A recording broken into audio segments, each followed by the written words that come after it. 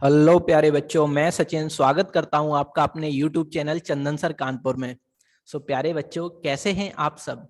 I hope आप सब बहुत अच्छे होंगे। बच्चों, जैसा कि आप जानते हैं कि आपके लिए हमारे चैनल पर मैथ का डेली एक शानदार सेगमेंट आता है जिसमें हम करते हैं टॉप 15 क्वेश्चनों की प्रैक्टिस। तो डेली की तरह आज भी हम करेंगे टॉप 15 क्वेश्चनों की प्रैक्टिस। ये जो हमारी प्रैक्टिस सीरीज है, जैसे अभी railway NTPC CBT 2, railway NTPC CBT 2, RRB group D यानी कि रेलवे में ग्रुप डी, आने वाली लेखपाल यूपी में, और यूपी में पुलिस, और तमाम सारे बंडे एग्जाम हैं। सभी एग्जामों के लिए हमारी टेस्ट सीरीज बहुत ही बेनिफिशियल होगी प्यारे बच्चों। और इस सीरीज से आपको जरूर कुछ नया सीखने को मिलेगा। हम वो क्वेश्चन सेलेक्ट किए हैं ताकि हर बच्चे को जीरो लेवल से और हाई लेवल तक की चीजें कवर अप हो पाए। तो प्यारे बच्चों, आपका बिना टाइम वेस्ट किए हुए हम शुरू करते हैं अपनी प्रैक्टिस सीरीज को। चलते हैं हम क्वेश्चन नंबर 1 की तरफ। आइए बच्चों, क्वेश्चन नंबर 1 क्या कह रहा है हमसे? एक आयताकार टंकी जिसमें से 50,000 निवासियों को जल का वितरण किया जाता है, में 3 समान कक्ष हैं। प्रत्येक कक्ष की लंबाई 200 मीटर तथा चौड़ाई 100 मीटर है, और शुरू में जल की गहराई 12 मीटर है। प्रत्येक व्यक्ति को प्रत्येक दिन 20 लीटर जल मिलता है। तो टंकी का जल कितने दिनों के लिए पर्याप्त होगा? देखिए प्यारे बच्चों, एक आयताकार टंकी है, ठीक है, और वो कितने निवासियों के लिए पर्याप्त है? 50,000 निवासियों के लिए उसके लिए जल दिया जाता है। और वो 3 टंकियां हैं ऐसी, ठीक है, जो 3 टंकियां हैं वो, ठीक है, और उनकी लंबाई कितनी दी जा रही है? अगर मैं तीनों टंकियों का वॉल्यूम निकाल दें, आयतन निकाल लें, तो जरा हम समझते हैं। देखिए, एक टंकी का जब हम वॉल्यूम निकालेंगे, volume of tank, volume volume of tank, जब हम पानी की टंकी का वॉल्यूम निकालेंगे तो आप सब जानते हैं आयताकार टंकी है तो लंबाई गुणे चौड़ाई गुणे ऊंचाई। तो हम प्यारे बच्चों इसी तरीके से जब निकालेंगे तो हमें लेंथ कितनी दी गई है? 200 मीटर, और हमें विड्थ यानी कि चौड़ाई 100 मीटर, और हमें ऊंचाई कितनी दी गई यानी कि गहराई कह लीजिए, ऊंचाई कह लीजिए, बात एक ही है, ठीक है। तो 12 मीटर की गहराई है, ठीक है बच्चों। तो हम यहां से जब कैलकुलेट किए तो 12 दूनी 24, 2 जीरो ये और 2 जीरो ये, 4 जीरो आ गए, ठीक है, 2,40,000 आ गया, ठीक है। अब क्या करेंगे? Metre cube. अब हम एक चीज और समझते हैं, ये एक टैंक का वॉल्यूम आया, ये कितने का टैंक का वॉल्यूम आया है? एक टैंक का। हमारे पास हैं कितने टैंक? 3 टैंक हैं। अगर हम तीनों टैंकों का वॉल्यूम निकालेंगे तो 3 टैंक का वॉल्यूम के लिए हमें क्या करना पड़ेगा? 3 से गुणा करना पड़ेगा। और जीरो कितने हैं? 4। तो हम क्या करेंगे? 24 दूनी 48, 24 तिया 72। अब 72 के पीछे कितने जीरो आ जाएंगे? 4 जीरो, यानी कि 7,20,000, 7,20,000 मीटर क्यूब आ जाएगा। यहाँ पे वॉल्यूम क्या आ जाएगा? Metre cube. अब आप बहुत अच्छे से समझते होंगे प्यारे बच्चों कि एक कंसेप्ट आपको जरूर समझना चाहिए कि 1 मीटर क्यूब एक वैल्यू है जो आपको याद होनी चाहिए कि 1 मीटर क्यूब बराबर कितना होता है? 1,000 लीटर होता है। 1,000 लीटर, यानी कि 1,000 लीटर 1 मीटर क्यूब के बराबर होता है। तो क्या हम इसको, ये मीटर क्यूब है, क्या हम इसे लीटर में कन्वर्ट कर लेंगे? बिल्कुल कर पाएंगे प्यारे बच्चों। जब मैं इसे लीटर में कन्वर्ट करेंगे तो 72 के पीछे 4 जीरो है, ठीक है। अब आपके जैसे ये मीटर क्यूब है, मीटर को लीटर में बदलेंगे तो कितने जीरो और बढ़ जाएंगे? 3 जीरो और बढ़ जाएंगे। तो हमने पीछे 3 जीरो और बढ़ा लिए, ठीक है। अब ये मेरे को क्या मिल गई? ये लीटर में क्षमता मिल गई तीनों टैंकों की। ओके, इतना टैंक में तीनों में पानी आएगा। और एक व्यक्ति को कितना खर्च करना पड़ता है? 20 लीटर। और है कितने पर्सन? है 50,000, 50,000 है पर्सन। तो 50,000 गुणा 20, यानी कि एक पर्सन 20 लीटर खर्च करता है, तो 50,000 पर्सन कितना करेंगे? 50,000 गुणे 20। अब हम इसे कैलकुलेट कर लेंगे, एक दिन का खर्चा निकाल लेंगे यहाँ से। जरा देखिए, 4 जीरो, तो हमने पीछे से 4 जीरो कैंसिल आउट कर, एक जीरो ये, तो एक जीरो हमने ये कैंसिल आउट कर दी। अब हम इससे काटते हैं, 5 दूनी वैसे 10 हो जाएगा, 5 दूनी यहां से देखोगे तो 10 हो जाएगा, तो एक जीरो और काट लो यहां से एकदम सिंपली। तो आपको कुछ भी कैलकुलेशन नहीं करना पड़ा। आपका कितना आ गया? 720 दिन आ गया, और यही आपसे पूछा जा रहा था। तो 720 ही आपका सही जवाब होगा। Option number B will be your right answer. I hope ये क्वेश्चन आपको बहुत अच्छे से क्लियर हुआ होगा प्यारे बच्चों। चलते हैं क्वेश्चन नंबर 2 की तरफ। आइए, क्वेश्चन नंबर 2 क्या कह रहा है कि यदि 16 सेंटीमीटर लंबी एक जीवा अपने वृत्त के केंद्र से 15 सेंटीमीटर की दूरी पर है, तो उसी वृत्त की उसी जीवा की लंबाई कितनी होगी जो केंद्र से 8 सेंटीमीटर की दूरी पर है? जीवा को कॉर्ड कहते हैं इंग्लिश में। देखिए, एक ये वृत्त है, ठीक है, और इसमें मान लीजिए एक जीवा ये है, ठीक है, यानी कि परिधि के दो बिंदुओं को मिलाने वाली लाइन को ही हम क्या कहते हैं, जीवा कहते हैं, ठीक है। ये एक जीवा है। मान लीजिए कि इसका सेंटर पॉइंट ये है, ठीक है, सेंटर पॉइंट ये है। अगर मैं सेंटर पॉइंट से जीवा पर इस तरीके से जो लंब डालते हैं तो जीवा समान दो भागों में विभाजित हो जाती है। तो ये दो समान भागों में विभाजित हो गई, ये देखो, जितना पार्ट ये होगा उतना ही पार्ट ये होगा। अब प्यारे बच्चों हमें ये समझना है कि इस जीवा की लंबाई क्या हमें दी गई है, बिल्कुल साहब इसमें दी गई है। कहा गया है कि जीवा 16 सेंटीमीटर लंबी है। तो क्या हम ये बता पाएंगे इसकी 8 सेंटीमीटर लंबाई होगी, इसकी 8 सेंटीमीटर लंबाई होगी? बिल्कुल होगी। और क्या कहा गया, जीवा अपने वृत्त के केंद्र से 15 सेंटीमीटर की दूरी पर है। जब 15 सेंटीमीटर की दूरी पर है तो ये 15 सेंटीमीटर है। देखिए वृत्त के यहां से यहां तक की दूरी कितनी आ गई, 15 सेंटीमीटर, जो कि क्वेश्चन में गिवन है। अब क्या समझेंगे मेरे प्यारे बच्चों, अब इसमें यह कहा गया है तो उसी वृत्त की उस जीवा की लंबाई कितनी होगी जिसका जो केंद्र से 8 सेंटीमीटर की दूरी पर है। मान लीजिए सपोज दैट एक जीवा ये है, ठीक है, और ये केंद्र से हम मान लेते हैं, यहां से मान लेते हैं, हम यहां से पेन चेंज कर लेते हैं, एक सेकंड आप रुकिएगा बस, ठीक है। अब यहां से हमने मान लिया कि ये एक जीवा की लंबाई है, ये इतनी केंद्र से, ये कितनी दी गई है, ये हमें दी गई है 8 सेंटीमीटर है, ये 8 सेंटीमीटर है। हम क्या करेंगे, इस तरीके से ये मिला देंगे, देखो जरा इस तरीके से केंद्र से होते हुए, ठीक है। अब प्यारे बच्चों हमें इस जीवा की लंबाई बतानी है, ये वाली जीवा जो है, ये वाली जीवा, इसकी लंबाई हमें बतानी है। तो हम समझ गए इस बात को। देखिए क्या हम यहाँ पे पाइथागोरस लगा पाएंगे? बिल्कुल लगा पाएंगे साहब। आप कैसे लगाएंगे जरा देखिए, ये मेरा क्या हो गया, ये मेरा लंब हो गया, ये मेरा क्या हो गया, आधार हो गया, ये मेरा क्या है, कर्ण है। तो जब इसकी लंबाई निकल के आ जाएगी प्यारे बच्चों, तो इतनी ही लंबाई इसकी होगी, यहां से यहां तक की बिल्कुल होगी साहब। जितनी लंबाई इसकी होगी उतनी लंबाई ये भी होगी। तो हम कैसे निकालेंगे जरा समझिएगा। जब मैं इसके कर्ण निकालेंगे तो कर्ण कैसे निकालेंगे, जैसे हम कर्ण निकालना चाहें इसका, तो कर्ण निकालने के लिए मेरे को क्या करना पड़ेगा, 8 अट्ठे 64, कर्ण का स्क्वायर पाइथागोरस लगाएंगे तब 8 अट्ठे 64, और क्या करना पड़ेगा, ये देखो 15 है तो 15 15 225। अगर मैं यहां से कर्ण का स्क्वायर हटाएंगे, कर्ण केवल निकालेंगे, तो हम इसका क्या कर लेंगे, रूट ले लेंगे। तो 5 और 4 कितना हो गया, 9 हो गया, 6 और 2 कितना हो गया, 8 हो गया, और 2 यहाँ पे हो गया।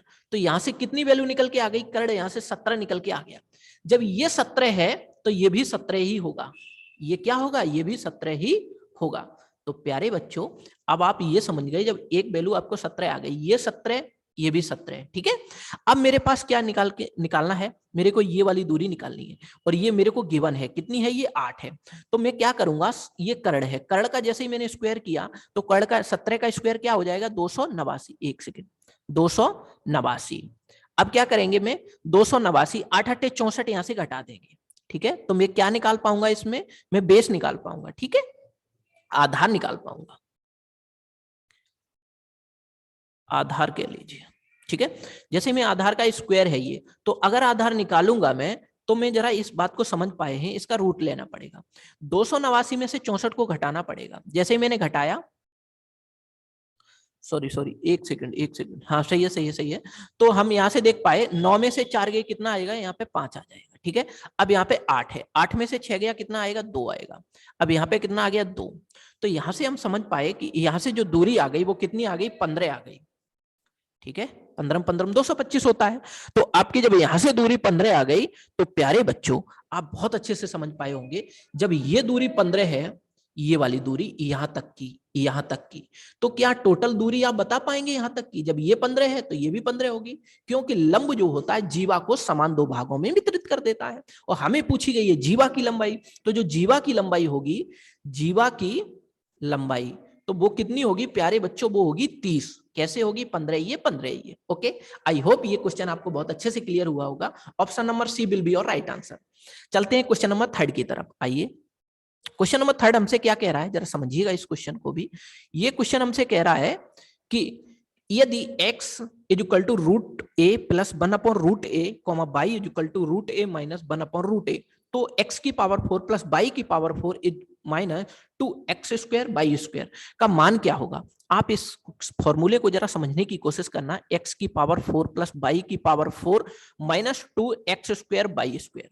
क्या मैं इसको ये लिख पाऊंगा? जरा मेरे को एक चीज नजर आ रही है, x square plus y square minus 2xy आ रहा है नजर, बिल्कुल आ रहा है। तो क्या मैं इसको ऐसे लिख पाऊंगा, x square plus y square का होल स्क्वायर? यही तो होगा, तभी तो पावर 4 होगी, बिल्कुल होगी। वो सॉरी सॉरी, यहाँ पे माइनस होगा क्योंकि यहाँ चिन्ह माइनस का है। तो x माइनस वाई का होल स्क्वायर क्या होता है? X square plus y square minus 2xy। तो यहाँ पे क्या हो जाएगा? X square minus y square का होल स्क्वायर। क्या प्यारे बच्चों, इस x square minus y square में क्या आप सारवंता लगा पाएंगे? बिल्कुल लगा पाएंगे। कैसे? एक ब्रैकेट में आप लिखेंगे एक्स प्लस वाई और दूसरे ब्रैकेट में आप लिखेंगे एक्स माइनस वाई, ठीक है। और ये पूरे का क्या करेंगे? होल स्क्वायर, क्योंकि इस पर होल स्क्वायर है। हमने यहां लगा दिया x square minus y square equal to क्या होता है? X plus y, x minus y. Okay, अब जरा हमें ये देखना है कि एक्स प्लस वाई की वैल्यू हम निकाल पाएंगे? बिल्कुल निकाल पाएंगे। कैसे निकाल पाएंगे प्यारे बच्चों? आप समझिए, इधर थोड़ा सा फोकस करिए। देखो, क्या मैं अगर ये x बराबर ये दिया गया है, देखो x की वैल्यू कितनी दी गई है? Root A plus 1/√a। और y की वैल्यू कितनी दी गई है?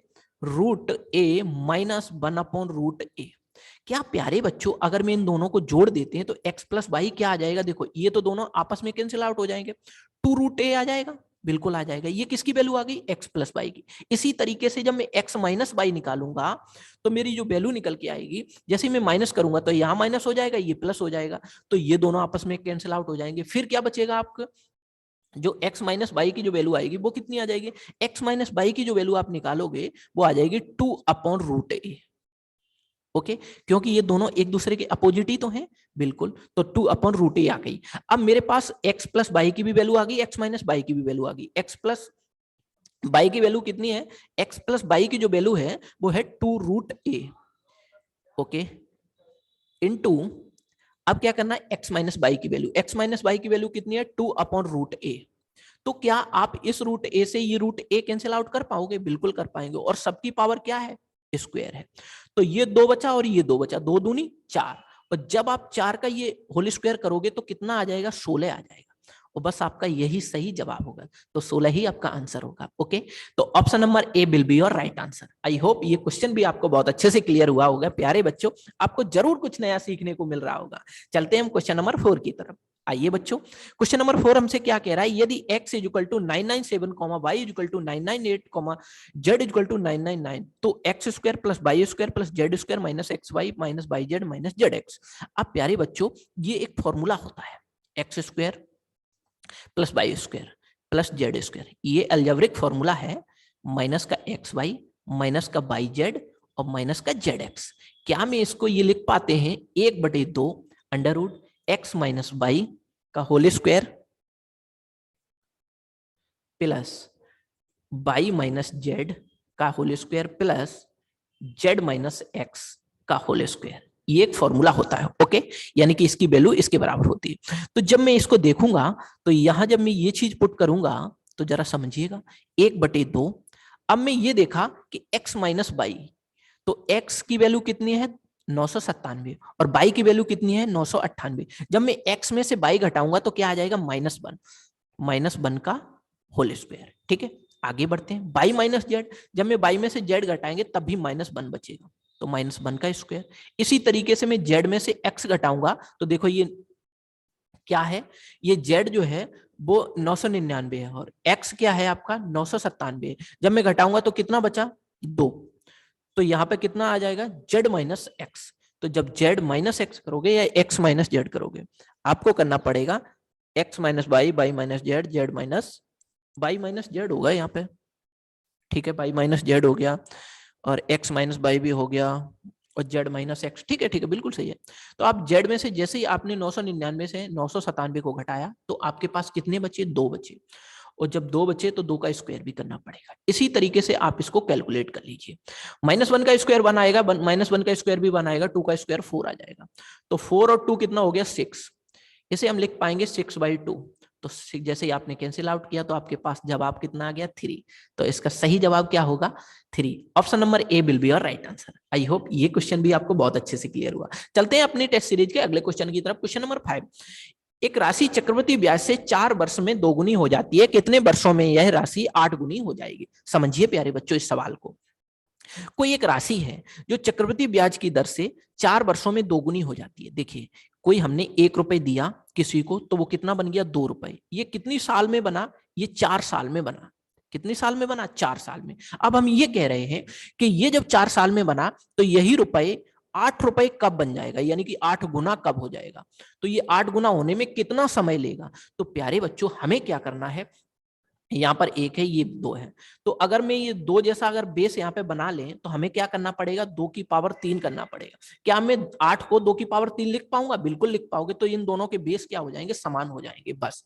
अब क्या करना आपको, इस वाली जो ईयर है इसकी पावर में आपको मल्टीप्लाई करना है। तो 4 तिया 12, बस ये जो 12 साल में कोई धनराशि 1 से 8 हो जाएगी। ओके, तो आपसे पूछा गया था कितने समय में, तो आपका आ गया आंसर 12 साल में। ओके, तो option number B will be your right answer. चलते हैं अपनी टेस्ट सीरीज के अगले क्वेश्चन की तरफ। Question number 6। क्वेश्चन नंबर 6 हमसे क्या कह रहा है कि 20 मीटर लंबी सीढ़ी दीवार से टिकाकर इस प्रकार रखी है कि सीढ़ी का पाद दीवार से 10 मीटर पर है। सीढ़ी का क्षैतिज से नति कोण क्या होगा। देखिए समझिएगा, ये कोई आपकी सीढ़ी है, देखो ये क्या है, सीढ़ी है, ठीक है, ये है सीढ़ी। सीढ़ी क्या है, ये है, ये मेरी सीढ़ी है। ओके, ये सीढ़ी है और इसकी जो लंबाई है सीढ़ी की वो 10 मीटर है। ओके, अब चलते हैं, और 20 मीटर लंबी दीवार से टिकाकर खड़ी की गई है। 20 मीटर लंबी सीढ़ी है, सॉरी, ये जो सीढ़ी है उसकी लंबाई 20 मीटर है। ओके, और ये कहा गया कि सीढ़ी का पाद दीवार से 10 मीटर की, यानी कि ये दीवार है, ये क्या है, हमारी दीवार है, दीवार बॉल। ओके, तो ये लंब हो गया, ये कर्ण हो गया, ये आधार, यानी कि पाद, यानी कि इस कॉर्नर से इस कॉर्नर की दूरी आपको दी गई है 10 मीटर। तो आप अच्छे से समझते हैं, आपने एक प्रॉपर्टी पढ़ी होगी कि लाल बटे कक्का। लाल बटे कक्का हमें क्या बताता है, हमें इन साइन कॉस और टेन की सबकी वैल्यू बताता है। तो जरा समझिएगा, इस सवाल में आपसे ये कहा गया है कि लंब बटे कर्ण और आधार बटे कर्ण और लंब बटे कर्ण। अब ये होता है sine cos tan cot sec. तो हम ये देख पा रहे हैं कि कर्ण बटे आधार, कर्ण बटे आधार। तो जब कर्ण बटे आधार जो होता है वो क्या होता है, साइन कॉस, कॉस का उल्टा क्या होता है, सेक। तो यानी कि हमें दिया गया है सेक थीटा। सेक थीटा बराबर कितना है, ये हमसे थीटा पूछा गया है, ठीक है। तो सेक थीटा बराबर क्या हो जाएगा, सेक थीटा बराबर हो जाएगा कर्ण बटे आधार। कर्ण कितना है आपका 20, आधार कितना है आपका 10, तो 10 दूनी 20। अब आप समझिएगा कि सेक थीटा, अब आप ये दो किसकी वैल्यू होती है, ये किसकी वैल्यू होती है, सेक 60 की वैल्यू होती है। तो सेक से सेक कैंसिल आउट, थीटा की वैल्यू कितनी आ गई, 60 डिग्री। आपसे यही पूछा गया था गाइज, तो आपका आंसर 60 डिग्री होगा। Option number D will be your right answer. चलते हैं अपनी टेस्ट सीरीज के अगले क्वेश्चन की तरफ। Question number 7। क्वेश्चन नंबर 7 को समझने की कोशिश करिएगा। क्वेश्चन नंबर 7 हमसे क्या कह रहा है कि 678 प्लस 687 प्लस 6879, यानी 687 79 प्लस 6890, इसको सबको हम विभाजित कर रहे हैं 17 से। तो हमें ये बताइए शेषफल क्या बचेगा। सो प्यारे बच्चों, आप क्या करेंगे, ऐसे सवाल में 17 से इसे भाग करेंगे। तो 17 दूनी 34, 7 3 51, 7 चौक 68, ज्यादा हो जाएगा। तो 17 3 51 बचेगा लगभग, इसमें शेषफल बचेगा 15। ठीक है, आगे बढ़ते हैं, यहां से फिर करते हैं। 17 चौके 68, बचा कितना शेषफल, 7। ठीक है, 17 चौके 68, 7 बचेगा, वही शेषफल है। 17 चौके 68, अब 0 बढ़ाएंगे, ठीक है, अब 79 हो गया। 17 चौके 68, 17 पंजे 85, तो इसमें जो शेषफल बचेगा 85 84, यानी कि 11 शेषफल बच जाएगा। यहाँ से आगे बढ़ते हैं। 17 चौके 68 और 17 पंजे 85, कितना शेषफल बना है, यहाँ से 5 बचा। तो यानी कि हमने सबके शेषफल बता दिए कि इतने इतने शेषफल बच रहे हैं 17 से विभाजित करने पर। ओके, अब जरा हम इन सबको जोड़ लेते हैं। 15 5 20, 20 और 10 कितना हो गया, 30, 30 और 8 कितना हो गया, 38, 38 बटे कितना हो गया, 17। एक बार फिर से हम रीचेक करते हैं। 15 5 20, 20 और 10 30, 30 और 8 कितना हो गया, 38, 17 दूनी 34, बचा कितना, रिमाइंडर 4। तो यही आपसे पूछा गया था, कितना रिमाइंडर आया आपका, 4। तो यही आपसे पूछा गया था। Option number A will be your right answer. चलते हैं अपनी टेस्ट सीरीज के अगले क्वेश्चन की तरफ। क्वेश्चन नंबर 8, वह सबसे छोटी संख्या क्या है जिसमें 3 4 5 6 और 7 से विभाजित करने पर क्रम से 2 3 4 5 एवं 6 शेष बचते हैं। सो प्यारे बच्चों, आपको क्या करना है, ऐसे सवाल के लिए वह छोटी से छोटी संख्या जब कहा जाए तो हमें सबसे पहले एलसीएम लेना है। छोटी से छोटी का मतलब एलसीएम, बड़ी से बड़ी का मतलब एचसीएफ। तो हम एलसीएम लेंगे किसका, 3 4 5, 6 और 7 का। जब इन सबका एलसीएम लेंगे तो मेरे अकॉर्डिंग चाहती है 12, 12 दूनी 24, 24 24 माइनस 4 20 और 20 2 1 2 1 4, यानी कि 420 आ जाएगा एलसीएम। ओके, जब 420 एलसीएम आ गया, अब हम क्या करेंगे? अब प्यारे बच्चों ये समझना है, विभाजित करने पर 2 शेष बचता है, 3 शेष बचता है, 4 शेष बचता है, 5 शेष बचता है और 6 शेष बचता है। अब इनमें हम ये देखेंगे कि पहले वाले में और सेकंड वाले नंबर, इन सब में अंतर कितना है? 3 और 2 में कितना अंतर? 1। देखो 4 और 3 में अंतर कितना है? 1। 4 में 5 में अंतर कितना है? 1। 5 में 6 में अंतर कितना है? 1। 6 में 7 में अंतर कितना है? 1। बस हम 1 को घटा देंगे, यानी कि इक्वल डिफरेंस को हम क्या कर देंगे? घटा देंगे। जैसे ही में घटाएंगे तो यहां से बचेगा 419। तो 419 will be your right answer. तो आपका जो सही जवाब होगा वो क्या होगा? 419। चलते हैं हम अपनी टेस्ट सीरीज के अगले क्वेश्चन की तरफ। क्वेश्चन नंबर 9 समझिएगा। क्वेश्चन नंबर 9 क्या है? अनियमित कार्य की आदत के कारण पंकज का वेतन 20% कम कर दिया जाता है, लेकिन कुछ माह के बाद उसका वेतन प्रारंभिक वेतन के बराबर कर दिया जाता है, तो उसके वेतन में कितने प्रतिशत की वृद्धि हुई? देखिए प्यारे बच्चों, क्या हुआ कि उसका अनियमित के कारण पंकज है, उसके वेतन में 20% की कमी की जा रही है, यानी जब उसे 100 रुपए मिलते होंगे, फिर उसकी 20% की कमी के बाद उसे 80 रुपए मिलने लग रहे होंगे। ठीक है, अब हुआ क्या? लेकिन कुछ महीने तक उसने वेतन को डाउन किया गया, फिर उसने क्या कर दिया? वेतन को बढ़ा लिया, यानी कि पंकज के वेतन को बाद में बढ़ा दिया गया कुछ महीनों के बाद में।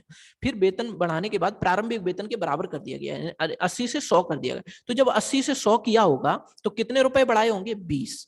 कितने पर बढ़ाए होंगे? 80 पर बढ़ाए होंगे। तो 100 पर कितना बढ़ाएगा, यही आपसे पूछा गया है, कितने परसेंट की वृद्धि हुई होगी? तो 20 चौके 80, 4 25 100। तो आपका जो सही जवाब होगा वो 25% होगा। आंसर क्या होगा? 25%। तो option number B will be your right answer. चलते हैं अपनी टेस्ट सीरीज के अगले क्वेश्चन की तरफ। क्वेश्चन नंबर 10 आइए। क्वेश्चन नंबर 10 क्या कह रहा है कि आयत की लंबाई 25% कम कर दी गई है और उसकी चौड़ाई में कितने प्रतिशत की वृद्धि करें कि क्षेत्रफल में 25% की वृद्धि हो जाए? देखो प्यारे बच्चों, आयत की प्रॉपर्टी होती है लंबाई गुणे चौड़ाई, यानी कि जब लंबाई में परिवर्तन होगा तो चौड़ाई में भी परिवर्तन होगा, यानी कि इन दोनों में परिवर्तन कुछ होगा। देखिए लंबाई में 25% की कमी की जा रही है, तो 25% को आप क्या करिएगा? 25% की आप फ्रैक्शन वैल्यू देखेंगे तो कितनी आ जाएगी? 1/4। ओके, तो यानी कि जब कमी की गई लंबाई में, कितनी की कमी की गई है? 25% की कमी। तो जब कमी की गई तो 4 से कितनी की कमी कर दी? 1 की। मेरे अकॉर्डिंग 4 था पहले लंबाई, अब 1 की कमी हो गई। कितनी हो गई लंबाई? अब 3 हो गई। ओके, अब क्या करते हैं? तो चौड़ाई में, ये तो लंबाई का परिवर्तन हो गया। अच्छा, चौड़ाई में भी कुछ ना कुछ परिवर्तन हुआ होगा, बिल्कुल हुआ होगा, ये हमें बताना है। हमने मान लिया x से y हुआ चौड़ाई में परिवर्तन, लेकिन फाइनल जो परिवर्तन आया वो 25% की वृद्धि का आया। तो जब 25% वृद्धि होगी तो यानी कि जो पहले क्षेत्रफल उसका 4 होगा, तो अब क्षेत्रफल कितना हो जाएगा? 5। ओके, अब हम क्या करेंगे? कुछ भी नहीं करना, मेरे को क्रॉस मल्टीप्लाई करनी है। 5 चौके 20 और यहां से देखो 4 तिया 12, यानी कि हम यहां से देख पाए 5 चौके 20 और 4 तिया 12। अब देखिए, अब ये x के सामने तिरछे में जिसकी वैल्यू होगी वो x की होगी, अब y के सामने जो इस तरीके से क्रॉस में है वो y की वैल्यू होगी। तो x की वैल्यू कितनी आ गई? 12, और y की वैल्यू कितनी आ गई? y की वैल्यू आ गई 20। तो पहले जो मेरा क्षेत्रफल था वो 12 था, अब कितना हो गया? 20 हो गया। तो कितने का परिवर्तन हमने किया? हमने जो परिवर्तन किया वो 8 का परिवर्तन हुआ। वो हुआ कितने पर? 12 पर हुआ। ठीक है, तो 100 पर कितना होगा? तो 4 दूनी 8, 4 तिया 12, तो 200/3, यानी कि 200 का मतलब हुआ 66। 66 सही 2/3%। ओके, तो 66 सही 2/3% की वृद्धि हुई। तो option number A will be your right answer. चलते हैं अपनी टेस्ट सीरीज के अगले क्वेश्चन की तरफ। क्वेश्चन नंबर 11 आइए गाइस, क्वेश्चन नंबर 11 को समझते हैं। यदि दो शंकुओं के आयतन का अनुपात 9:1 है तथा उनकी ऊंचाइयों का अनुपात 9:16 है, तो उनकी त्रिज्याओं का अनुपात क्या होगा? देखिए समझिएगा, शंकु का आयतन क्या होता है? 1/3 पाई आर क्यूब। ओके, क्या होता है शंकु का आयतन? 1/3, sorry sorry sorry sorry, 1 second, 1/3 मैंने उसका बेलन का बता दिया। तो 1/3 पाई आर एच, यानी कि हम पाई आर स्क्वायर एच कह लेते हैं इसको, sorry 1/3 pi r square h. ये क्या होता है? बेलन का आयतन होता है। अब यहाँ पे 2 बेलन दिए गए हैं तो हम इसको R1 और H1 मान लेते हैं अपॉन 1/3 पाई R2 का स्क्वायर और H2 का स्क्वायर। बेलन शंकु का जो आयतन होता है 1/3 पाई आर स्क्वायर एच होता है। ओके, तो 2 हैं शंकु, तो इसलिए R1 H1 मान लिया, R2 H2 मान लिया। क्या हम इनसे ये कैंसिल आउट कर सकते हैं? ये फिक्स वैल्यू है, जो कांस्टेंट वैल्यू, बिल्कुल कर पाएंगे। आगे बढ़ते हैं। ये कहा गया है कि इनकी आयतनों का जो अनुपात दिया गया है वो 9:1 है, तो 9:1 कर लिया। ओके, और क्या कह दिया उसने कि इनकी ऊंचाइयों का अनुपात, अच्छा इसमें ऊंचाइयों का भी अनुपात दे दिया है, तो R1 का स्क्वायर अपॉन R2 का स्क्वायर, ऊंचाइयों का अनुपात कितना है जरा समझ लीजिए, 9 और बटे 16, तो हम कर पाएंगे, यहां से हम कैलकुलेट कर लेंगे, 9 से 9 कैंसिल आउट। अब आप समझिएगा कि R1 स्क्वायर अपॉन R2 का स्क्वायर इज इक्वल टू कितना हो जाएगा, जैसे मैं यहाँ पे क्रॉस मल्टीप्लाई करूंगा तो 16 बटे 1, तो यहाँ पे कितना आ जाएगा 4, और 1 का स्क्वायर करोगे तो 1, तो R1 की वैल्यू आ गई 4 और R2 की वैल्यू आ गई 1, क्योंकि 4 चौके 16, जैसे यहाँ से पावर स्क्वायर हटाओगे तो यहाँ पे इसकी क्या हो जाएगी, स्क्वायरिंग हो जाएगी, 4 चौके 16। तो आपका जो सही जवाब होगा वो 4:1 होगा। क्या होगा, R1 4 है, R2 1 है, तो 4:1। Option number C will be your right answer. चलते हैं अपनी टेस्ट सीरीज के अगले क्वेश्चन की तरफ। क्वेश्चन नंबर 12, आइए, किसी वस्तु को 20% लाभ पर बेचा जाता है, यदि क्रय मूल्य व विक्रय मूल्य क्रम से 10 रुपए और 8 रुपए कम होते तो लाभ का प्रतिशत 10% बढ़ जाता।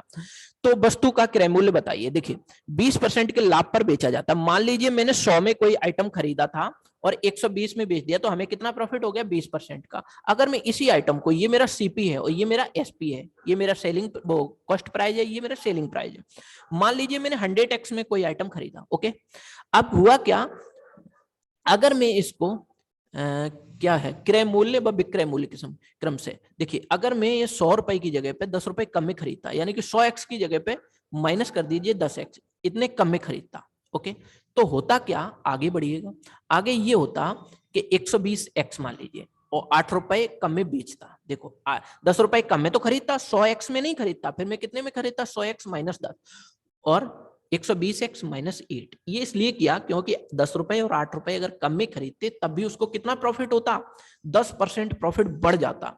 तो जब 10% प्रॉफिट बढ़ जाता तो यानी कि इस कहने का मतलब ये हुआ कि अगर 120 माइनस वो 120x माइनस 8 में अगर बेचते तब भी उसे कितना प्रॉफिट होता, 10% प्रॉफिट बढ़ जाता। तो पहले 20% हो रहा था और 10% बढ़ जाएगा तो इसका मतलब 130% प्रॉफिट होगा। तो ये जो विक्रय मूल्य है, अगर मैं इसको भी विक्रय मूल्य बनाऊंगा तो 130 बटे 100 से भाग कर गुणा कर देंगे, बिल्कुल कर देंगे। तो 0 से 0 मैंने कैंसिल आउट कर दिया। अब मैं क्या करूंगा, यहाँ पे 1300 हो जाएगा, 1300x माइनस यहाँ पे कितना हो गया 130 इज इक्वल टू, ये 10 इधर क्रॉस मल्टीप्लाई हो जाएगा तो 1200x माइनस 80। अब आप देखेंगे इन दोनों में कितना अंतर आया, इन दोनों में आया 100x का अंतर। और यहाँ पे देखिए 13 जब 130 उधर भेजेंगे तो प्लस का हो जाएगा, तो 8 5 13 यानी कि 50 आ जाएगा। तो हम कितने में, पहली वैल्यू मैंने 100x तो मानी थी तो वो कितनी आ गई 50, तो यानी कि उस तो वस्तु का क्रय मूल्य कितना होगा 50। तो यही आपका सही जवाब है। तो option number C will be your right answer. चलते हैं अपनी टेस्ट सीरीज के अगले क्वेश्चन की तरफ। क्वेश्चन नंबर 13, एक आदमी 6 किलोमीटर पर घंटे की चाल से चल रहा है, प्रत्येक 1 किलोमीटर पर वह 6 मिनट का आराम करता है। 18 किलोमीटर की दूरी तय करने में कितना समय लगेगा। देखिए 18 किलोमीटर की टोटल दूरी है, उसकी स्पीड कितनी है, स्पीड है उसकी कहाँ दी गई है 6। देखिए ये क्या है, ये उसकी डिस्टेंस है, ये क्या है उसकी स्पीड है। तो distance upon speed equal to क्या आ जाता है, टाइम आ जाएगा। तो टाइम कितना हमें निकाल सकते हैं, बिल्कुल टाइम कितना होगा, ठीक है 6 18। तो हमारा जो टी आया वो कितना आ गया, टी 3 आ गया, ओके, यानी कि 3 घंटे का हमें समय लगेगा। तो हम क्या कह रहे हैं कि प्रत्येक 1 किलोमीटर पर ये 6 मिनट रुकता है। इस क्वेश्चन में ये बोला जा रहा है कि प्रत्येक 1 किलोमीटर के बाद ये कितना रुकता है, 6 मिनट रुकता है। तो आप ही समझिएगा कि 6 से अगर मैंने भाग दिया तो आप समझ पा रहे हैं कि प्रत्येक किलोमीटर पर जाने में ये 6 मिनट रुकता है। देखिए तो जैसे ही किलोमीटर जाएगा तो 17 किलोमीटर तक तो ये 6 मिनट रुकता रहेगा, फिर 18वां पे जाएगा तो अपने गंतव्य पर पहुंच जाएगा, यानी कि 17 किलोमीटर तक ये 6 मिनट रुकेगा। तो कितना मिनट हो जाएगा टोटल, 17 6 102 मिनट रुक लेगा, ठीक है। तो 3 घंटे तो ये हो गए, 102 मिनट ये हो गए। तो आप समझ पा रहे हैं 60 मिनट में 1 घंटा होता है, 60 दूनी 120। तो यानी कि आप समझिएगा 3 तो ये घंटे पूरे हो गए, यहां से जब 1 घंटा निकालोगे तो 4 घंटे हो जाएंगे, और 4 हो जाएंगे तब यहां से 60 निकल जाएगा, और 102 में से जैसे ही आपने 60 निकाला तो बचा कितना 42। तो 4 घंटे 42 मिनट का समय लगेगा। उसे कितना समय लगेगा, 4 घंटे 42 मिनट, क्योंकि वो हर किलोमीटर जाने के बाद 6 मिनट रुकता है, ओके। तो 17 किलोमीटर जाने तक वो एक 6 मिनट रुकता रहेगा। तो 17 6 के 102 मैंने इसलिए किया। 18वां किलोमीटर मैंने इसलिए नहीं जोड़ा ताकि वो अपने गंतव्य स्थान पर पहुंच जाएगा लास्ट में, फिर रुकने का कोई मतलब ही नहीं निकलेगा, ओके। अब चलते हैं इसका तो ये हो जाएगा। तो option number C will be your right answer. चलते हैं अपनी टेस्ट सीरीज के अगले क्वेश्चन की तरफ। क्वेश्चन नंबर 14, किसी पारी का अधिकतम स्कोर कुल स्कोर का 2/9 है और दूसरा अधिकतम स्कोर शेष का 2/9 है। यदि दोनों का अंतर 8 है तो पारी के कुल स्कोर क्या होगा। मान लीजिए कुल स्कोर हमने x मान लिया और x का कितना बोल रहा है 2/9, अब भी क्या बोल रहा है उसका भी 2/9 का अंतर कितना बोल रहा है 8, तो 2 दूनी 4 दूनी 8, 9 में 81 दूनी कितना हो जाएगा 2 एकम 2, 2 अट्ठे 16, 81 दूनी 162। तो बस आपसे यही पूछा गया तो पारी का कुल स्कोर कितना होगा 162। Option number D will be your right answer. बहुत ही सिंपल क्वेश्चन था ये। अब चलते हैं अपनी टेस्ट सीरीज के अगले क्वेश्चन की तरफ। क्वेश्चन नंबर 15, एक बल्लेबाज 10वें मैच में 111 रन बनाता है और इस प्रकार प्रत्येक मैच में उसकी औसत 5 रन से बढ़ जाता है। 10वें मैच के बाद उसकी औसत क्या होगी। समझिएगा इस सवाल को, ये बहुत ही इजी सवाल है, इसके लिए आप बिल्कुल परेशान नहीं होना है। देखिए एक बल्लेबाज है जो 10वें मैच में 111 रन बनाता है। जब वो 10वें मैच में 111 रन बनाता है, ठीक है, तो यानी कि हम मान लेते हैं और इस प्रकार प्रत्येक मैच में उसकी औसत 5 रन से बढ़ जाती है। समझिएगा, तो उसने जब 9 मैच खेले होंगे तो हम मान लेते हैं 9a प्लस 111। ओके, अब चलते हैं हम आगे की तरफ। औसत 1 बढ़ जाता है तो वो सॉरी औसत रन कितना बढ़ जाता है 5, तो एवरेज प्लस 5 मैंने कर दिया। फिर देखिए पहले वो 9 मैच उसने खेले तो 9a हमने एवरेज मान लिया, प्लस 111 रन बढ़ जाते हैं तो हमने 111 प्लस कर दिए, और इस प्रकार प्रत्येक मैच की उसकी औसत रन कितना बढ़ जाता है 5 रन, तो एवरेज में प्लस 5 उसका बढ़ जाता है। तो ये हमसे पूछा जा रहा है कि आप हमें ये बताइएगा कि उसका 10वें मैच के बाद उसकी औसत क्या होगी। बस आप औसत निकाल लीजिए यहाँ पे। तो यहाँ पे क्या हो जाएगा 9a, अगर मैं यहाँ पे देखूंगा तो 111 और इक्वल टू a प्लस 5 है। अब क्या करना है आपको a को इधर के लेके आना है, तो 8a इक्वल टू, जैसे ही आप इस चीज को उधर लेके जाओगे तो आप समझ पा रहे हैं कि यहाँ पे 10वें मैच का है, सॉरी यहाँ पे 10 भी तो होगा, 10वें मैच का ही तो हमें पूछा गया, तो यहाँ पे 10a, यहाँ पे हो जाएगा 50। तो आप समझ पा रहे हैं यहाँ से कि जैसे में इस 9 को इधर लेके आएंगे तभी a ही बचेगा यहाँ पर, और 50 को इधर में लेके जाएंगे तो बचेगा कितना 61। तो आपका एवरेज कितना आ गया 61 आ गया, यही आपका आंसर होगा। आप एक बार फिर से रिपीट कर रहे हैं इस क्वेश्चन को, समझिए आप लोग। एक बल्लेबाज 10वें मैच में 111 रन बनाता है, ठीक है, तो 9 मैच में मैंने मान लिया 9a एवरेज के अकॉर्डिंग, ठीक है, प्लस 111 रन उसके 10वें मैच के, टोटल ये 10 का आ गया आंकड़ा, बिल्कुल आ गया। देखिए 9a हमने एवरेज मान लिया a है 9 मैचों का, तो 9 यानी एवरेज इंटू नंबर, तो क्या बन जाएगी उन सभी 9 मैचों का योग आ जाएगा कितने रन हो गए, और 10वें में उसने 111 बनाई, मैंने नोट कर लिया यहाँ पे। आगे क्या कह रहा है 10वें मैच में उसके 5 एवरेज बढ़ जाता है, तो जब एवरेज 5 बढ़ जाता है तो 10a प्लस 5 यानी कि 10वें में एवरेज प्लस 5 हो जाता है। तो बस इसको हमने सिंपली कैलकुलेट कर लिया, एवरेज आ गया 61। तो आपका सही जवाब होगा option number B will be your right answer. आज की टेस्ट सीरीज का ये लास्ट क्वेश्चन था प्यारे बच्चों। हमारी टेस्ट सीरीज पूरी होती है, तो आपको ये टेस्ट सीरीज कैसी लगी ये हमें कमेंट करके जरूर बताएं। हमारा सेशन अच्छा लगा हो तो ज्यादा से ज्यादा लाइक करें और इसको शेयर करें अपने दोस्तों में, और चैनल सब्सक्राइब करना बिल्कुल नहीं भूलें, नोटिफिकेशन को भी ऑन करें ताकि आपको वीडियो आने से पहले नोटिफिकेशन मिल जाए। प्यारे बच्चों, इसी तरीके से मैं आपको अच्छे अच्छे क्वेश्चनों की यहाँ प्रैक्टिस कराते रहेंगे, और बहुत जल्द ही आपके लिए हम कुछ और लेके आने वाले हैं सरप्राइज में, यानी कि कह लीजिए उसको मैं बता ही देता हूं कि मैं टॉपिक वाइज भी सीरीज बहुत जल्दी ही लेके आने वाला हूं। तो आप हमारे साथ बने रहिए चंदन सर कानपुर यूट्यूब चैनल पर, ठीक है बच्चों। इस पर बहुत सारी चीजें और भी नहीं लेके आएंगे, ऐसा ही नहीं केवल टॉपिक वाइज सीरीज ही नहीं, बहुत सारी चीजें और भी लेके आएंगे, नई नई चीजें। तो आप खूब पढ़ते रहिए, अपने मम्मी पापा का नाम खूब रोशन करिए, खूब पढ़ें खूब बढ़ें। All the best, love you all.